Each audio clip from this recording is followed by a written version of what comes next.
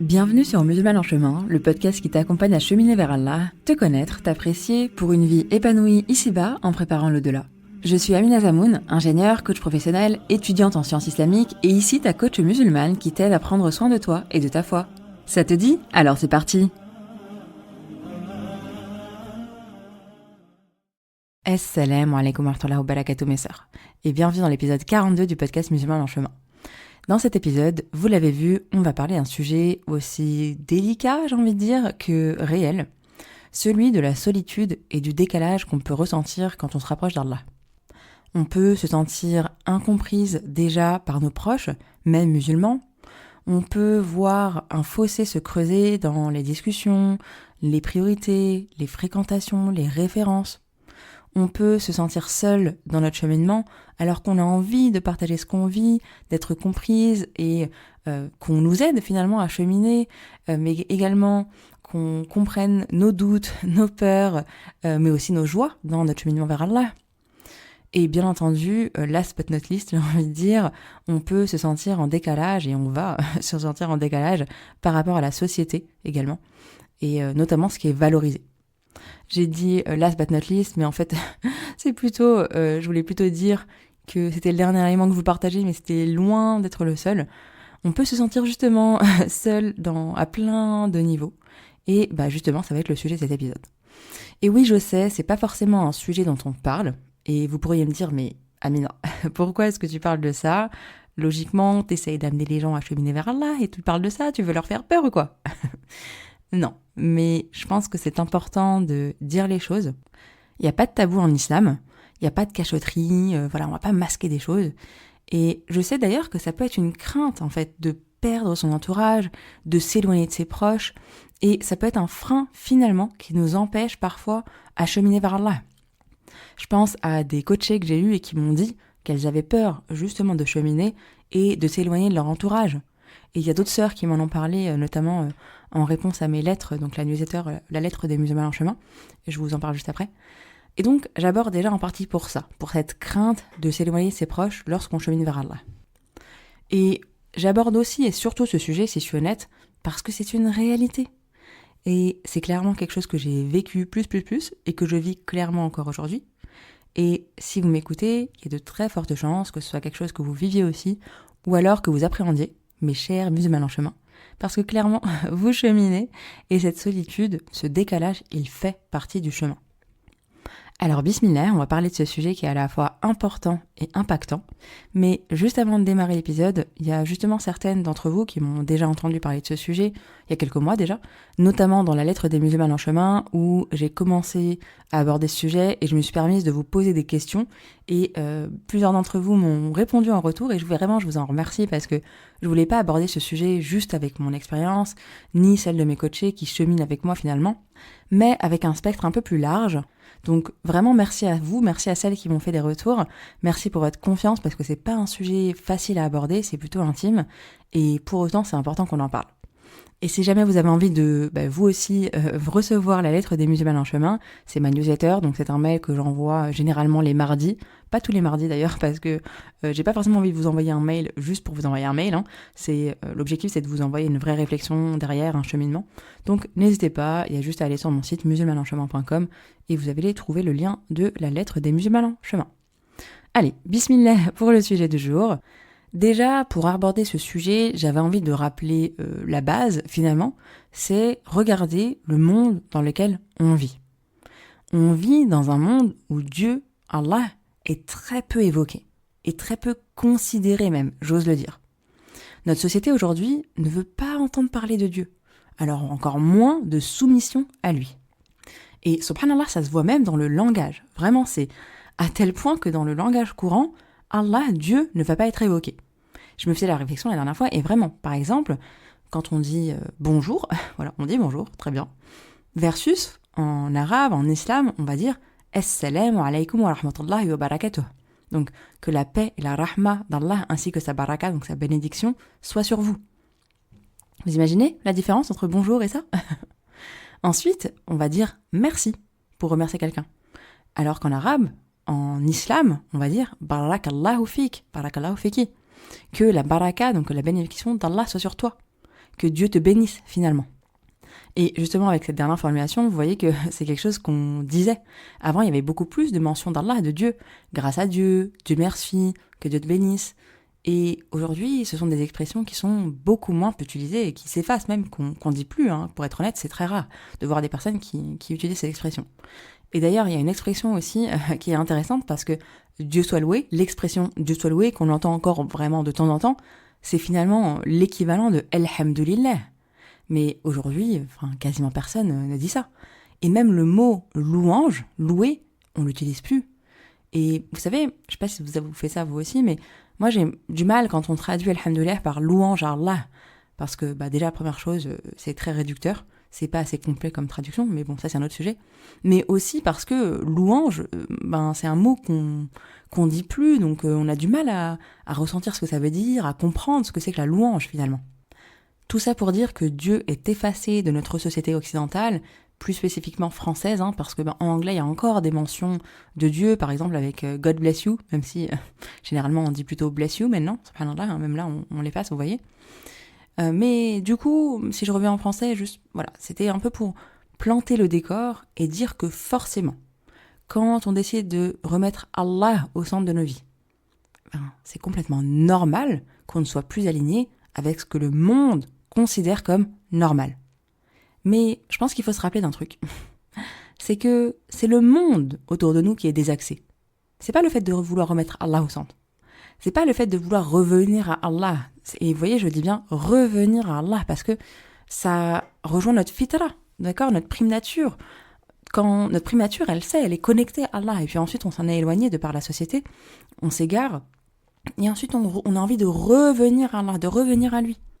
Et là, le problème, c'est donc le monde, qui n'est pas axé sur ce qu'Allah, Dieu, notre Créateur, attend de nous, et ce pourquoi il nous a créés. Et là, je vous renvoie d'ailleurs à l'épisode 9 sur le podcast, sur notre rôle sur Terre, le but de notre vie sur Terre, pourquoi Allah nous a créés. Donc, je reviens à ce désaxement par rapport au monde. Et en fait, ça m'a fait directement penser au hadith du prophète sallallahu alayhi wa sallam, qui est rapporté par Muslim, qui dit dans le sens « L'islam a commencé comme quelque chose d'étrange, et il redeviendra comme quelque chose d'étrange, alors annonce la bonne nouvelle aux étrangers. » Je vais le répéter parce que je pense qu'il faut le relire et le réintégrer plusieurs fois. L'islam a commencé comme quelque chose d'étrange, et il redeviendra comme quelque chose d'étrange, alors annonce la bonne nouvelle aux étrangers. Vraiment, c'est un hadith qui est magnifique, vraiment, avec le sujet du jour, vraiment qui tombe à pic. Parce que quand on change, on devient par définition un peu différent. Et donc, un étranger, n'est-ce pas ? Subhanallah. Et donc déjà, rien qu'avec ça, on peut voir que c'est finalement plutôt un bon signe de ressentir ce décalage, de se sentir étrangère, incomprise, étrange. Pour autant, on est d'accord que c'est ni agréable, ni confortable. Et bienvenue mes chères sœurs, en dehors de votre zone de confort. Et oui, sortir de sa zone de confort, ça fait peur. Et il y a une illustration que j'aime bien, potentiellement je l'ai déjà donnée dans un autre épisode, c'est la notion de 3 zones. Donc là, si vous m'aviez en face, je vous aurais montré une illustration qui est très parlante et je vous aurais fait la description. Donc là, je vais vous demander d'utiliser votre imagination, n'est-ce pas ? Je vais vous proposer d'imaginer 3 cercles, l'un englobant l'autre. Donc on a le premier cercle au milieu, qui contient notre zone de confort. Et ensuite, autour de celui-ci, vient un second cercle qui l'englobe, un peu plus large du coup, qui contient notre zone d'apprentissage. Et enfin, il y a un troisième cercle, encore plus large, qu'on va appeler la zone de panique. Et en fait, quand on est dans une zone de confort, donc par définition qui est confortable, on ne va pas directement aller en zone de panique, on est d'accord. On doit d'abord passer par la zone d'apprentissage. Un petit pas après l'autre. Et en fait, c'est comme ça pour tout, mais c'est comme ça, notamment dans notre cheminement avec Allah. On fait des petits pas. Et à ce sujet, il y a un hadith que je vous ai déjà partagé, rapporté par Al-Bukhari et Muslim, qui nous dit que l'action la plus aimée d'Allah est celle qui est constante, même si elle est petite. Donc c'est vraiment cette idée de petit pas par petit pas, et c'est logique. Et vous voyez, là, toute mon illustration que j'ai faite avec les zones, bon, j'aime beaucoup cette illustration, mais finalement, elle n'a rien inventé, d'accord, Allah nous le dit déjà. faites avancer un pas après l'autre. Vous ne pourrez pas aller avancer en trop gros pas quand vous allez aller en zone de panique. Avancez tout doucement à votre rythme. Et en fait, ce faisant, plus on va faire des petits pas avec constance, et subhanallah, plus vous voyez notre zone de confort, elle va s'élargir. Donc il y a des choses qui étaient dans notre zone d'apprentissage qui vont faire partie par la suite de notre zone de confort. Et il y a des éléments qui étaient en zone de panique qui vont passer en zone d'apprentissage, vous voyez ? Et c'est comme ça qu'on va élargir de plus en plus notre zone de confort. Subhanallah. Donc, pour revenir au cheminement avec Allah, cheminer avec Allah, c'est devenir différente de la majorité des gens, de ce que la société valorise. Et c'est pas évident. Franchement, c'est pas évident de sortir du moule, de sortir du cadre. Et je prends un exemple visible et concret, le hijab. Oh, combien d'entre nous luttons pour ça ? Et dans notre société, on est d'accord que c'est beaucoup plus facile de ne pas le porter que de le porter. Et du coup, on lutte un peu pour ça. Mais on le fait pour Allah, par soumission pour Allah, et non pas pour les humains qui préféraient qu'on ne le porte pas. Ou encore, non pas par soumission à notre nefs, parce que notre nefs, notre ego, il préférait ne pas le porter, c'est plus facile, clairement. Mais on sait qu'Allah sait mieux que nous ce qui est bon pour nous. Et sur le sujet du hijab, je vous envoie les épisodes sur le hijab à ce niveau-là, où on va beaucoup plus loin. Mais là, c'était juste pour l'illustration.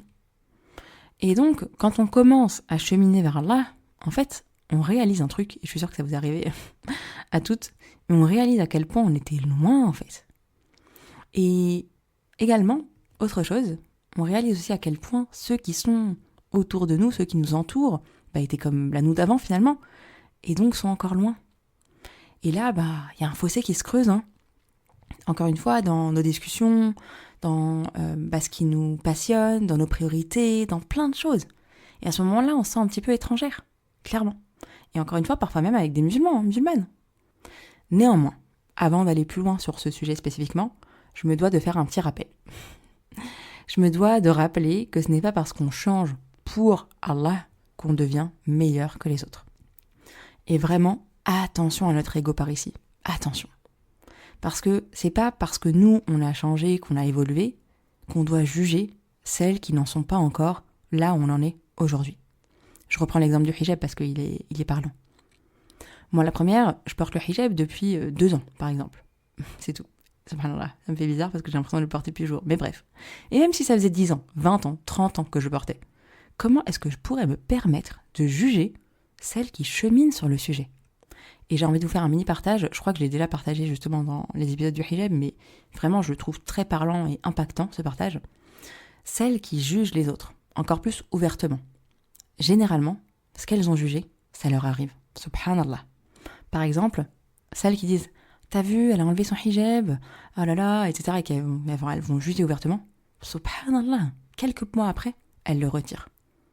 Et vraiment, je partageais cette histoire, une histoire d'une sœur à qui c'est arrivé, à une de mes clientes, elle me disait franchement Amina, je t'avoue que moi aussi ça m'est arrivé. Moi aussi j'ai porté le hijab auparavant en fait, et j'ai critiqué celles qui ne le portaient pas, celles qui l'ont retiré, et moi aussi je l'ai retiré. Subhanallah. Donc vraiment, c'est un partage que je trouve vraiment très parlant parce que, attention à la critique, et peut-être que vous n'avez pas eu cette critique-là, vous personnellement, mais je suis sûre que ça vous est arrivé d'avoir des jugements, même intérieurs, et quelques temps après, ça vous arrive. Subhanallah. Quelle leçon Allah nous donne à ce moment-là. Quelle petite balayette d'humilité, comme dit Oustada Jainweb dans son podcast. Et là, l'objectif, c'est juste de faire de l'istighfar, n'est-ce pas ? On demande pardon, bien sûr, et on revient à Allah, et on apprend de nos erreurs. Et je vous promets qu'en tant que coach, je suis vraiment, vraiment bien placée, alhamdoulilah, je remercie Allah pour ça vraiment, je suis vraiment bien placée pour savoir que chaque cheminement est unique. Vraiment, à chaque fois que j'entends une sœur me partager son histoire, c'est toujours pour moi une leçon d'humilité et un rappel de ne pas juger les gens, parce qu'on ne sait pas ce qui se passe dans leur vie. Vraiment, on ne sait pas ce qui se passe dans leur vie, et il n'y a qu'à voir, nous personnellement, est-ce qu'on dit tout aux autres ? Non.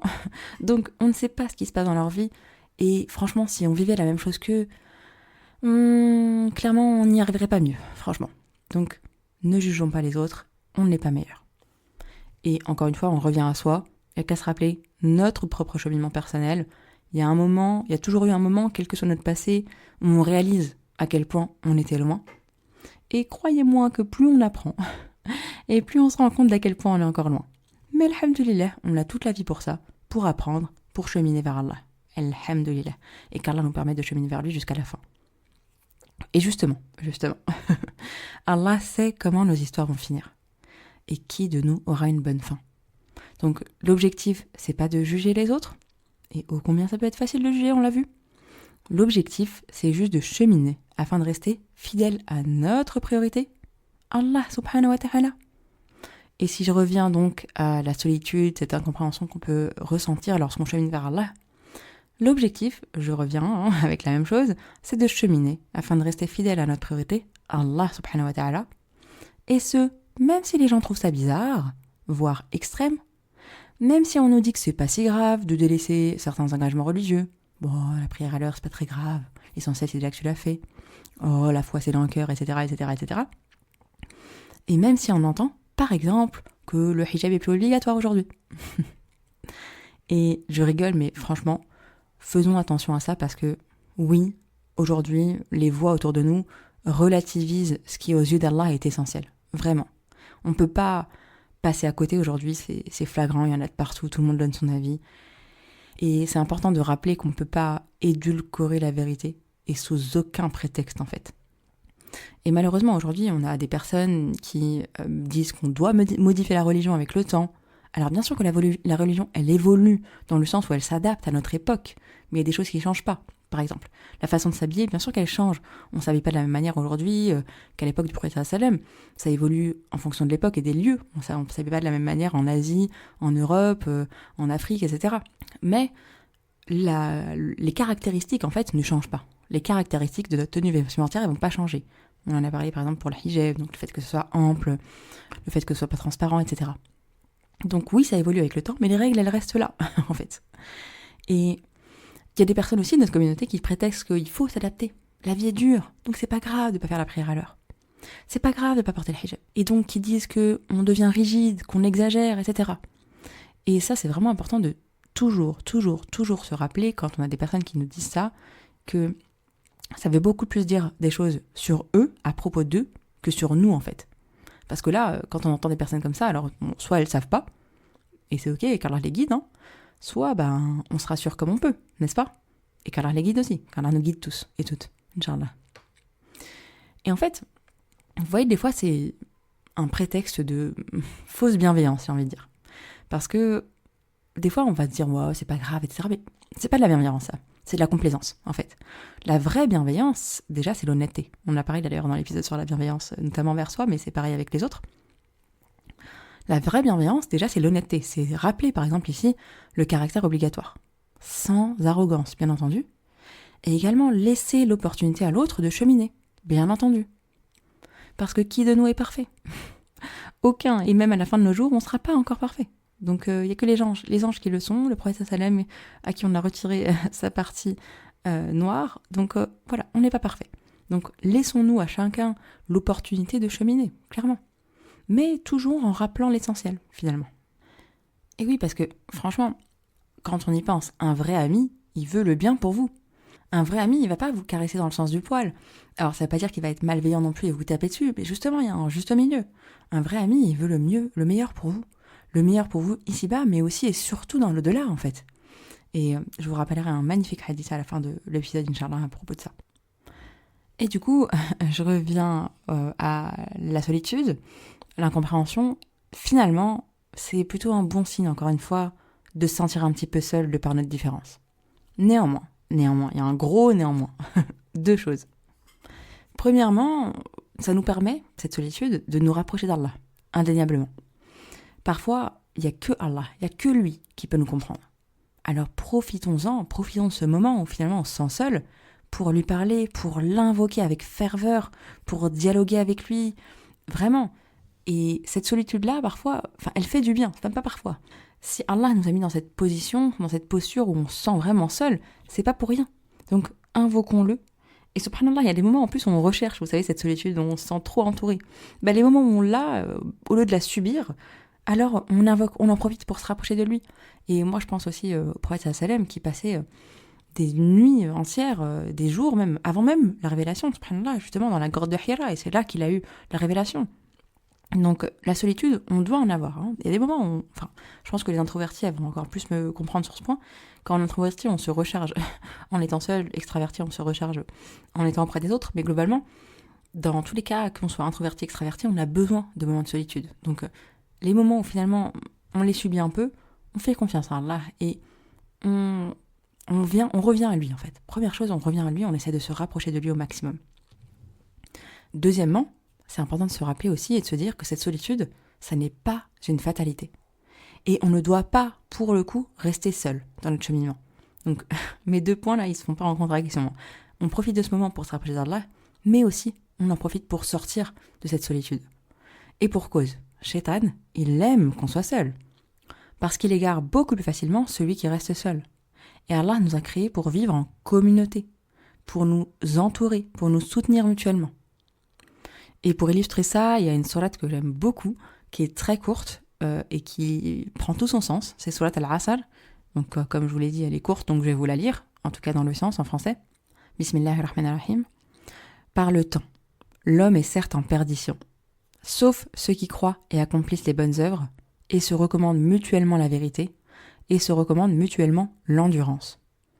Sourate Al-Asr. Vraiment courte, incroyable et efficace. Ça résume notamment le point dont je viens de parler, la vérité. Le fait de ne pas édulcorer la vérité. Ça parle également de patience, les uns envers les autres, sur le chemin, sur les épreuves. Également la recommandation, donc recommander mutuellement la vérité et l'endurance. La Ummah, finalement. Et justement, elle est où la Ummah? Elle est là la question. Et vous savez, souvent on est là à critiquer la Ummah, notre communauté. Mais qu'est-ce qu'on fait, nous, pour y contribuer? Parce que oui, notre communauté va mal. Sinon, on ne serait pas dans cette situation, notamment en France, avec le nombre de musulmans. En France, nos droits, ils devraient être respectés. Enfin, c'est logique quand on regarde au niveau statistique. Donc si la Ummah allait bien, on ne serait pas dans ces situations-là. Si la Ummah allait bien, en Palestine, ça ne se passerait pas comme ça. Donc oui, la Ummah va mal, c'est un fait. Néanmoins, Allah nous dit aussi, dans Sourate 13, ayah 11, une ayah que je pense que vous m'avez entendu rabâcher en long, en large, en travers et qui est sur la première page de mon site. Certes, Allah ne modifie pas l'état d'un peuple tant que les individus qui le composent ne modifient pas ce qui est en eux-mêmes. Donc la question c'est, moi, qu'est-ce que je fais? Est-ce que je travaille sur moi en premier lieu? Et non, c'est pas égoïste. Bien le contraire. C'est quand moi je vais changer intérieurement, quand chacun de nous, individuellement, on va changer, qu'on va pouvoir faire passer justement ce qu'Allah attend de nous en priorité. Parce qu'on pense tout de suite à ok, il faut faire des choses en communauté, il faut faire des choses pour les autres, mais déjà toi, ta relation à Allah, est-ce que tu travailles sur toi, ton ego, etc. CF épisode 2 et 35 notamment, où je parle de ça, de travailler sur soi, de travailler sur son nefs, etc. Si tu le fais pas, sache que Shaitan, lui, il fait son travail, d'accord? Et donc, franchement, si lui fait son travail, nous on fait pas le nôtre, le calcul est vite fait, malheureusement. Qu'Allah nous aide, qu'Allah nous réforme. Amin, ya Rab. Bien sûr, avec ce que je suis en train de dire, le but c'est pas de se mettre la pression, d'accord? Mais juste de prendre conscience de cette réalité. Et oui, le changement, ça prend du temps. Dans cette société où on a tout immédiatement, on se dit qu'on n'a pas le temps, et là je vous renvoie à l'épisode justement sur le « j'ai pas le temps ». Je sais plus c'est le numéro combien, vous irez voir, il n'y en a pas non plus 10 000 des épisodes. Et bien sûr, l'objectif c'est pas non plus d'être parfaite, c'est pas d'attendre d'être parfaite pour pouvoir faire des choses pour la Ummah, pas du tout. Mais c'est juste de faire ce chemin, de se rapprocher d'autres sœurs, justement, dans la même optique que nous, si on n'en a pas dans notre entourage. Et justement, il y a plein de moyens pour ça aujourd'hui, subhanallah.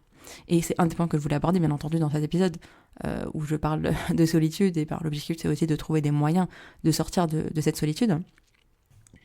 Et alors, juste avant de vous partager des moyens, effectivement, pour trouver des sœurs qui nous ressemblent, dans le même cheminement que nous, etc., j'avais juste envie de revenir sur cette peur qu'on peut avoir de s'éloigner de nos proches actuels, que ce soit des musulmans, non musulmans, etc., de notre famille parfois. Je voulais revenir dessus pour plusieurs éléments. Premièrement, c'est pas parce qu'on va chercher une compagnie différente, de nouvelles personnes qui nous ressemblent et qui comprennent notre cheminement actuel, que ça veut dire qu'on va plus parler à ces personnes-là, on est d'accord. Déjà, nos familles, c'est même pas un sujet, on va pas couper les liens de famille. Et ensuite, pour les fréquentations, les amis de manière générale, là, ça va dépendre en fait. On est d'accord, s'il y a des personnes qui vont nous tirer trop vers le bas, effectivement, peut-être que c'est mieux de lâcher après à notre rythme ces relations. Ensuite, pour les autres, en fait, on n'est pas obligé d'avoir tous les sujets du monde en commun. On peut avoir des sujets en commun qui nous conviennent à tous les deux et d'autres qu'on va partager avec d'autres personnes, tout simplement. Après, ça peut être aussi à nous de voir comment est-ce qu'on peut aider ces personnes aussi à cheminer, alors sans être en mode sauveur, sauveuse, attention, parce que je sais, il y a beaucoup de sauveuses ici, clairement, et je m'inclus dedans, et on essaye de pas être dans cette posture de sauveuse, de faire son cheminement pour soi, et finalement c'est comme ça qu'on va attirer les autres. Bien entendu, on invoque pour ces personnes, tout comme on aimerait que d'autres invoquent pour nous, et invoquons les unes pour les autres. D'ailleurs, de manière générale, je vous fais une demande d'invocation, invoquons les unes pour les autres, de manière générale, vraiment. Mais du coup, pour en revenir à cette crainte de s'éloigner de ses proches en se rapprochant d'Allah et d'avoir peur de s'éloigner de ses proches, la première chose dont il faut prendre conscience, c'est qu'à ce moment-là, quand on s'empêche de cheminer vers Allah par crainte de s'éloigner de ses proches, c'est qu'on est en train de choisir d'autres êtres humains à Allah. Et je sais que ça fait mal de se dire ça et potentiellement vous en avez déjà conscience. Et à ce moment-là, il y a plusieurs éléments qui nous permettent de sortir, je trouve, de cet état et de cette peur. La première, c'est déjà de se rappeler que le jour du jugement, on sera seul, d'accord, et que ça sera vraiment nafsi, nafsi, nafsi. Donc, on pensera chacun et chacune de nous à nous-mêmes. Et donc rappelons-nous de ça. Et à ce moment-là, est-ce qu'on aurait été fiers d'avoir priorisé les autres à Allah ? Ça, c'est la première chose. Ensuite, un autre point très important, c'est que qui est-on pour savoir ce qui va nous aider ou pas à nous rapprocher de nos proches ? Et est-ce que la meilleure chose à faire pour nous et nos proches, ça ne serait pas justement de nous rapprocher d'Allah ? Parce que qu'est-ce qu'on va pouvoir faire quand on se rapproche d'Allah ? Déjà, on va pouvoir montrer l'exemple, clairement. On va pouvoir, déjà, on est d'accord, ça nous profite à nous-mêmes, mais ça profite aussi à nos proches, parce que c'est un très très bon rappel. Vraiment, c'est un très bon rappel. Et je suis sûre que ça vous est potentiellement arrivé, mais moi la première, une des choses qui a fait que je me suis rapprochée d'Allah, alhamdoulilah, c'est de voir d'autres personnes se rapprocher d'Allah, en fait. Donc, et si nous aussi, on pouvait être cette cause de rapprocher d'Allah, ça c'est la première chose. Ensuite, je vous le disais, on peut, une fois qu'on se rapproche d'Allah aussi de plus en plus, on va pouvoir de plus en plus invoquer pour l'autre. Et ça, c'est non négligeable. Parce qu'en fait, la meilleure chose à faire, la meilleure chose que je puisse faire pour l'autre, pour ma relation, c'est de me rapprocher d'Allah et d'invoquer pour l'autre. Et de demander à Allah qu'il nous rapproche ici-bas et dans l'au-delà, dans le bien, vraiment. Donc voilà 2-3 éléments que j'avais envie de vous partager sur ce sujet, même si je pense qu'on pourrait faire un épisode entier sur cette sous-thématique, j'ai envie de dire, en sachant que c'était pas l'objectif principal de l'épisode, mais je voulais quand même rebondir sur ces quelques craintes pour pas vous les laisser comme ça, bien entendu. Maintenant, je vais revenir du coup aux moyens de trouver des sœurs en chemin qui nous ressemblent, Inch'Allah. Mais déjà, il y a la mosquée, bien sûr. Il y a aussi les cours, il y a beaucoup d'espace. Alhamdoulilah, aujourd'hui, il y a beaucoup d'espace pour prendre des cours, que ce soit des cours d'arabe, que ce soit des cours de sciences islamiques, que ce soit des cours de Coran, etc. Il y a vraiment beaucoup d'endroits où on peut rencontrer d'autres sœurs. Il y a aussi des événements qui sont faits par les instituts, en ligne, en présentiel. Souvent, c'est des événements gratuits. Je sais qu'à l'institut dans lequel je suis, c'est au Soleddin, les événements en dehors des cours sont gratuits, donc bismillah. Il y a aussi des groupes de sœurs qui mettent en place des halaqat, donc des cercles, des assises entre sœurs notamment. Et c'est complètement gratuit. Et pour les entrepreneurs, parce que je sais que c'est aussi un sujet, il y a des événements qui se créent de plus en plus. Il y a des coworking qui existent, subhanallah, pour sœurs musulmanes. Il y a aussi des accompagnements. Bref, il y a plein de choses. Et personnellement, hors entrepreneuriat finalement, moi la première, j'ai pris des accompagnements de groupe, justement pour remettre Allah au centre de ma vie, etc. Et franchement, c'était magnifique. C'était magnifique ces accompagnements. Et j'ai fait des rencontres incroyables. Alhamdoulilah. Franchement, j'ai fait des rencontres incroyables. Et il y a certaines sœurs qui sont devenues de très bonnes amies. Alhamdoulilah. Je sais aussi qu'il y a de très belles rencontres qui se font, alhamdoulilah, via les coachings musulmans en chemin. Donc franchement, alhamdoulilah, beaucoup de gratitude envers Allah pour ça. Et je vais essayer de proposer d'ailleurs des événements en présentiel, Inch'Allah. Même si je vous avoue que ça demande beaucoup d'organisation. Et en même temps, j'ai pas forcément envie de me restreindre à Paris. Personnellement, il y a aussi des magnifiques rencontres que j'ai faites en ligne. et c'est des sœurs avec qui on ne se voit pas forcément beaucoup, mais on échange énormément, on chemine ensemble, alhamdoulilah. Donc vraiment, ne nous restreignons pas aux personnes qu'on a en présentiel, même si, bien sûr que c'est très bien de se voir en présentiel, hein. Vraiment c'est hyper important d'avoir des choses en présentiel, on est des humains, hein. On a besoin de connexion sociale en vrai, mais ne négligeons pas aussi l'avantage qu'on a du numérique, clairement. Bref, tout ça pour dire en fait qu'il y a plein de façons de se rencontrer, de rencontrer des sœurs en chemin, et c'est en fréquentant des endroits que ces sœurs vont fréquenter qu'on va en trouver, c'est logique en fait. C'est pas en fréquentant des endroits où elles seront pas, sans citer de choses dans lesquelles on va pas forcément, mais vous voyez ce que je veux dire. Et bien entendu, invoquer Allah pour tomber sur là où les bonnes sœurs pour vous. Vraiment hyper important, c'est lui qui sait mieux que vous de qui vous allez avoir besoin, qui va être une cause de bien dans votre cheminement. Maintenant que je vous ai partagé ça, j'avais envie aussi d'ajouter à cet épisode un petit temps pour vous partager, parfois décortiquer, mais franchement, honnêtement, c'est beaucoup plus pour vous partager quelques réponses que j'ai eues suite à la lettre des musulmans en chemin, je vous en parlais, où je parlais de ce sujet de la solitude. Et en fait, il y a des sœurs qui m'ont partagé des choses, et rien que parce que je pense que ça peut être utile de voir que vous n'êtes pas seul, j'avais envie de vous partager des parties de leur message. Donc, notamment, il y a des sœurs qui se sont rapprochées d'Allah suite à une épreuve, alhamdoulilah, et qui ont pris des décisions en contradiction, clairement, disons-le, avec la société capitaliste dans laquelle on vit. Par exemple, travailler moins, lâcher un job pour le hijab, et qui se sont confrontées, qui ont été face à beaucoup d'incompréhension de leur entourage, qu'Allah leur facilite vraiment. Il y a aussi certaines sœurs qui n'ont pas osé se rapprocher de sœurs parce qu'elles avaient l'impression qu'elles se sont dit qu'elles n'étaient pas d'assez bonnes musulmanes. Je vous lis un extrait d'une sœur qui me dit « J'ai cette impression de ne pas être assez bien pour côtoyer des musulmans parce que je ne pratique pas à 100%, d'embêter mes amis si j'ai envie d'en parler, je me noie dans les excuses, mais et oui, on va pas se mentir. Comment revoir mes habitudes de femme occidentale pour laisser la place qu'il faut à Allah ?» Et vous avez vu comment il est fort, Shaitan ? Non mais est-ce que vous avez vu comment il est fort ? Parce que vous et moi, on est imparfaites, hein. Ni moi ni vous ne serons jamais d'assez bonnes musulmanes. Et qu'Allah nous permet de rentrer au paradis, et ça sera par sa miséricorde, parce que clairement, on est imparfaite. Et justement, dans notre cheminement, on a besoin de se soutenir mutuellement, de se tirer vers le haut, c'est comme ça qu'on avance. Vous vous rappelez de Salat al-Asr ? Subhanallah, vraiment, j'ai rien à dire par rapport à ça, mais c'est fou, comme Shaitan il est fort, mais le fait de pointer du doigt déjà ce qui va pas, vous voyez, les choses qu'on se dit, ça permet de déjà commencer à casser le cercle vicieux plutôt, justement. Ensuite, il y en a qui m'ont aussi dit qu'elles avaient un bon entourage, alhamdoulilah, mais pour autant qu'elles se sentaient très seules. Elles m'ont dit qu'elles avaient besoin de plus croire en elles, et surtout de placer leur confiance en Allah. Et clairement, il y a les épisodes sur la confiance, hein, c'est un des premiers épisodes que j'ai fait, je pense, enfin, en tout cas relativement tôt dans le podcast. J'ai fait des épisodes sur la confiance en soi, de manière saine, et la confiance en Allah, qui sont clairement corrélés. Donc, n'hésitez pas à les écouter si c'est votre cas, déjà. Et pour lier ça avec une coachée que j'ai actuellement, avec qui on vient de finir il n'y a pas très longtemps, elle m'avait dit qu'elle savait justement qu'elle n'avait pas assez confiance en Allah, mais qu'il y a une grosse différence entre se dire qu'elle a besoin de plus de tawakkul et d'actuellement le vivre. Vivre ce tawakkul qui arrive, qu'on ressent, qu'on vit en fait ce tawakkul. Vraiment, c'est complètement différent. Et je pense que ça, vous êtes beaucoup à ressentir ce truc de je comprends intellectuellement les choses, mais intérieurement, je le vis pas en fait. Et c'est essentiel parce que franchement, alhamdoulilah, Allah a fait de nous des êtres intelligents, hein, donc on comprend beaucoup de choses. Mais après, est-ce qu'on les met en pratique ? Est-ce qu'on les applique ? Est-ce qu'on les vit ? Ça, c'est autre chose. Ensuite, il y a plusieurs sœurs converties qui m'ont dit se sentir seules.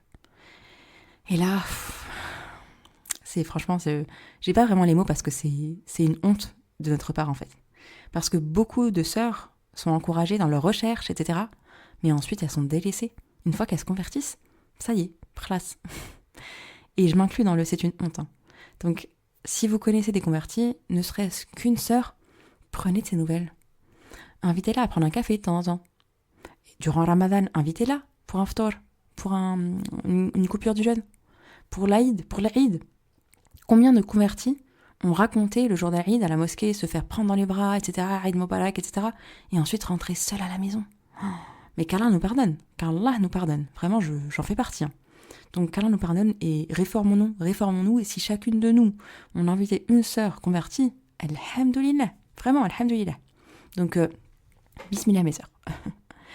Et ensuite, il y a eu aussi une sœur qui m'a dit quelque chose que j'ai trouvé ça assez pertinent et très intéressant, qui m'a dit justement que elle était pas mal occupée, elle est étudiante avec des grosses études, etc., assez prenante, et qu'elle avait ce besoin vital de vie sociale, mais qu'elle n'avait pas le temps justement de tisser de nouveaux liens profonds avec des personnes avec qui elle avait plus de valeurs en commun. Et du coup, qu'elle restait dans des relations qui lui convenaient pas forcément, et qu'elle savait qu'elle avait besoin de temps pour tisser de nouveaux liens profonds, mais voilà, justement pas le temps. Bon, je vous renvoie encore à l'épisode « J'ai pas le temps », n'est-ce pas ?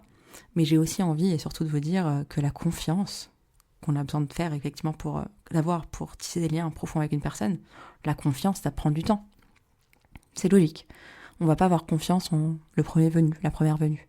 Donc, ce que j'ai envie de vous inviter à faire, c'est malgré tout, prenez le temps.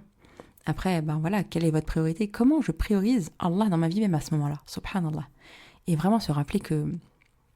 Bon, là, je dévie sur l'épisode de podcast sur le temps, et franchement, j'ai même pas mes notes sur le sujet, mais globalement, se rappeler que Allah est le temps, et que, en fait, les résultats ne dépendent pas de nous. Allah, il nous demande juste de faire des causes, en fait. Donc, vraiment, faut qu'on arrête de voir ça de manière mathématique, le temps, finalement, de 1 plus 1 égale 2. Non, quand il y a la barakat Allah, ça change tout. Donc, vraiment, n'hésitez pas à revoir un peu ça et regarder un peu plus profondément qu'est-ce qui bloque en fait à ce moment-là, de quoi j'ai peur. Ensuite, il y a aussi une sœur qui m'a partagé ça, j'ai trouvé ça pertinent, qu'elle avait des amies musulmanes, mais avec des discussions axées sur des choses terrestres qui l'intéressaient moins. Et il y a deux choses qui me viennent. Alors bien sûr, déjà, je comprends effectivement qu'en tant que musulmane, quand on remet Allah au centre, on a toujours la akhira en tête. Néanmoins, il y a une dua, qui est une ayah du Coran, hein, mais moi je l'ai plus en mode dua là dans ma tête parce que c'est une invocation qu'on fait notamment au pèlerinage à la Mecque, quand on fait une umrah ou le hajj, donc au moment du tawaf. Il y a un moment où on demande à Allah, on dit Rabbana atina fid dunya hasanatan wa fil akhirati hasanatan wa qina adhaban nar. Et donc on demande à Allah de nous donner le meilleur ici-bas, ainsi que le meilleur dans l'au-delà, et de nous éloigner du feu de l'enfer. Donc c'est une dua très complète, d'ailleurs j'en ai parlé un peu plus précisément dans l'épisode sur le hajj, donc n'hésitez pas à l'écouter en ce sens, mais c'est hyper important de se rendre compte qu'en tant que musulman, en fait, et c'est un truc qui arrive, et moi la première, ça m'est arrivé, en fait, quand on remet Allah au centre, on pense à la akhira, et c'est très bien, alhamdoulilah, mais n'oublions pas la vie d'ici-bas. Donc c'est normal qu'on ait des envies, des besoins, de l'ambition pour la vie d'ici-bas, c'est normal. L'inverse serait étonnant, en fait, c'est très rare en fait des personnes qui vont penser que akhira. Et d'ailleurs, je repense à un hadith du prophète sallam où à un moment il y avait des compagnons donc qui lui disaient voilà, moi j'ai envie de jeûner tous les jours, moi j'ai envie de passer toutes mes nuits en prière toute la nuit, moi j'ai envie de me priver de relations sexuelles avec mon épouse, etc. Et en fait ça c'est des extrêmes. On oublie nos besoins vitaux de la dunya. Et je vous dis ça parce que là, moi j'entends aussi potentiellement un peu de jugement en fait. Et attention, je ne suis pas en train de juger la sœur qui a dit ça, mais j'entends potentiellement un peu de jugement envers les sœurs qui qui parlent de la dunya. On doit parler de la dunya, c'est normal en fait. Maintenant, il y a toujours comme d'habitude un juste milieu. Et comment est-ce que je peux faire moi dans des amitiés comme ça ? Pour moi, peut-être parler aussi de akhira en fait. Pour moi, parler des sujets qui me passionnent. Je laisse mes amis parler de dunya et moi je peux aussi parler d'autres choses en fait. Les deux sont pas... Souvent on oppose les deux, mais les deux sont pas du tout opposés. Au contraire, c'est cette dunya, on doit profiter de cette dunya, de manger des bonnes choses tayyiban qu'Allah nous offre, etc. On doit profiter de cette dunya et des plaisirs de ce bas monde, mais on doit aussi penser à l'akhira, comme d'habitude, juste au milieu. Bon, je me suis un peu étalée sur ça. J'avais pas du tout prévu. Là, je suis en mode... j'ai juste les notes sur ce qu'on dit les sœurs, mais je suis en mode freestyle. Bref. Et enfin, il y a une autre sœur, je sais pas si c'est le dernier, mais il y a une autre sœur aussi qui m'a parlé du fait qu'elle avait besoin de se sentir en confiance, de bienveillance pour pouvoir se livrer et discuter avec honnêteté. C'est logique, franchement c'est logique. Et clairement, je répète ce que j'ai dit tout à l'heure, mais la confiance c'est pas quelque chose qui se gagne en un jour, ça prend le temps. Et la première chose que j'ai envie de vous demander, moi je vous renvoie à l'épisode sur la confiance en soi, dans le sens, moi quand je parle de confiance en soi, je parle pas de confiance en soi classique en mode est-ce que... ouais, je suis la plus forte. Enfin, bref, j'abuse un peu, mais vous voyez ce que je veux dire. Je parle de est-ce que je suis une personne de confiance pour moi ? Est-ce que de moi à moi, mon comportement que j'ai avec moi-même, je suis une personne de confiance ? Parce que parfois, souvent même, la première chose qui fait qu'on n'arrive pas à suivre avec les autres, c'est parce que déjà, de nous à nous, on n'arrive pas à être honnête. Parce que déjà, de nous à nous, on n'est pas bienveillante envers nous. Et je vous renvoie vraiment à l'épisode sur la confiance en soi pour approfondir ce sujet.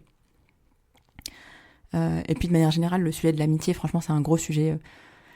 Là, j'avais prévu de vous partager certains points sur l'amitié, mais franchement, je pense que je ferai un épisode directement sur le sujet parce que je vois le temps que je suis en train de prendre à enregistrer cet épisode et je me dis que là, ça fait beaucoup déjà. Donc voilà un peu déjà pour les extraits que j'ai lus en message suite à la lettre des musulmans en chemin. Et franchement, barakallahu fikoum encore une fois aux sœurs qui ont pris le temps de m'écrire. Et à celles qui m'écoutent actuellement, sachez que du coup, vous n'êtes pas seules à vous sentir seules. Franchement, l'objectif principal de cet épisode, c'était de vous dire ça. C'était que vous n'êtes pas seules à vous sentir seules, mes sœurs, et que c'est plutôt un bon signe, on l'a dit. Et également, de vous rappeler que, quel que soit le moment de solitude, Allah est avec nous. Ma chère sœur, ma chère musulmane en chemin, Allah est avec toi. Tu n'es pas seule. Et j'ai plusieurs ayats du Coran que j'ai envie de vous partager. La première, c'est surat 57, ayat 4, où Allah nous dit dans le sens « Et il est avec vous où que vous soyez ». Donc Allah est avec nous où qu'on soit. Alhamdulillah. Donc se rappeler de ça, on n'est jamais vraiment seul. Une deuxième ayah que j'aime beaucoup, vraiment j'aime beaucoup cette ayah. D'ailleurs c'est une ayah que nous a rappelé Ikhlas dans l'épisode d'interview que j'ai fait avec ta sœur Ikhlas du coup. Vraiment ça me... rien que de repenser à cette partie de l'épisode, ça me touche énormément. C'est la sourate Shu'ara 26 du coup, ayah 62. Où en fait c'est Moussa alayhi salam qui parle à son peuple, vous voyez, ils sont en train de fuir Pharaon, ils sont face à la mer, et puis donc son peuple doute de comment ça Allah est avec nous, et donc il leur dit Kalla inna ma'iya rabbi sayahdin. Donc non, mon Seigneur est avec moi, il va me guider. Vraiment c'est une ayah puissante qui est une preuve de tawakkul plus envers Allah, et un rappel puissant que Allah est avec nous et de confiance en fait, au fait qu'il va le guider et donc il va nous guider. Donc rappelons-nous de ça, vraiment rappelons-nous de ça, surtout dans les moments où on se sent seul, que Allah est avec nous et qu'il va nous guider et qu'il y aura une issue favorable, Inch'Allah, à notre situation. Ensuite, il y a 2 hadiths que j'ai envie de vous partager. Le premier qu'on a déjà abordé plusieurs fois dans le podcast plutôt, où Allah nous dit « Je suis ce que mon serviteur pense de moi ». Donc faisons attention à ce qu'on pense de lui. Et justement, donc pourquoi je vous parle de ce hadith en amont ? Parce que du coup, il y a un autre hadith que j'ai envie de vous partager qui dit, un hadith Qudsi, qui dit « Je suis avec mon serviteur lorsqu'il m'évoque ». Donc si vous voulez qu'Allah soit avec vous, évoquez-le. Évoquez-le, invoquez-le. Vraiment, le dhikr, c'est sous-côté, hein, mais vraiment, c'est une forme de proximité avec Allah vraiment incroyable. Donc, n'hésitez pas. Et enfin, je termine cet épisode en rappelant quelque chose de très important. Donc, on l'a vu, oui, les temps seuls sont bénéfiques. Il est bénéfique d'avoir des moments seuls en intimité avec Allah, ces instants de silence, en prière, en faisant du dhikr, sont vraiment très précieux. Alhamdoulilah, et qu'Allah nous permette d'en avoir. Mais, l'humain n'est pas fait pour vivre seul. D'accord, hein, qu'on soit introverti, extraverti, etc. Dans tous les cas, on a besoin de liens, d'échanges avec d'autres êtres humains, d'accord. C'est normal, c'est humain. Et si on restait seul trop longtemps, on finirait par devenir fou, folle, clairement. Donc, hyper important. Et du coup, non, ce n'est pas une faiblesse de ressentir ce besoin de compagnie, d'une sœur qui nous comprenne, etc. Au contraire, c'est plutôt sage de le reconnaître. Mais pas n'importe quelle compagnie, n'est-ce pas ? Recherchons la bonne compagnie. D'ailleurs, le prophète sallam a dit dans un hadith rapporté par Bukhari et Muslim, « L'homme sera avec ceux qu'il aime le jour du jugement. » Donc, on est d'accord, cherchons une bonne compagnie. Une sœur, un cercle de sœurs, une communauté qui nous rapproche d'Allah, qui nous tire vers le haut, d'accord ? Qui nous rappelle la vérité avec douceur, d'accord ? Avec rahma. Donc, recherchons la bonne compagnie. Invoquons Allah pour qu'il nous guide, dans notre cheminement, qu'il nous guide et qu'il nous permette de trouver une sœur ou plusieurs sœurs, un groupe de sœurs pour cheminer. Vraiment, invoquons Allah. Voilà un peu pour ce que j'avais envie de vous dire. N'hésitez pas encore une fois à vous abonner à la lettre des musulmans en chemin, justement pour cheminer ensemble, n'est-ce pas ? Et n'hésitez pas à partager cet épisode à une sœur qui en aurait besoin, ou peut-être à une sœur avec qui vous avez envie de vous rapprocher. Qui sait, ça peut être en lui envoyant un gros clin d'œil pas du tout subtil, ou juste en lui en partageant l'épisode, bien sûr. Bref. Qu'Allah nous permet d'être un bien les unes pour les autres, qu'Allah nous réunisse dans ce monde et surtout dans l'autre, Inch'Allah, au Firdaus. Amin ya Rabbil Alamin. Merci d'avoir écouté cet épisode jusqu'au bout. Si c'est le cas, j'imagine qu'il l'a apporté. Et dans ce cas, n'hésite surtout pas à le partager autour de toi. C'est un vrai cercle vertueux de Hassanet. Et bien entendu, si ce n'est pas déjà fait, n'hésite pas à laisser un avis accompagné de 5 étoiles sur la plateforme de ton choix. Qu'Allah te préserve, ma sœur, et te facilite tout ce qui est un bien pour toi.